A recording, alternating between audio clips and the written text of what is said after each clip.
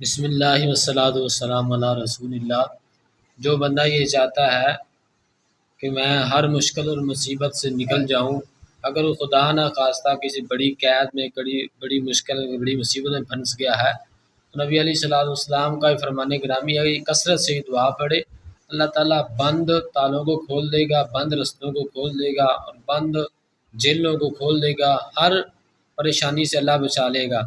ظالم سے ظالم بادشاہ سے بھی اللہ ظلم سے بچا لے گا۔ وہ دعا یہ ہے، اللہ اللہ ربی لا اشرک بہ شیئا۔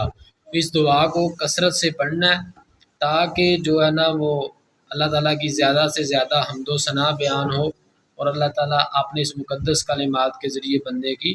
رہائی کے لیے، آزادی کے لیے اللہ اسباب پیدا فرما دے۔ اس دعا کو کثرت سے پڑھنا ہے، اللہ اللہ ربی لا اشرک بہ شیئا، آمین یا رب العالمین۔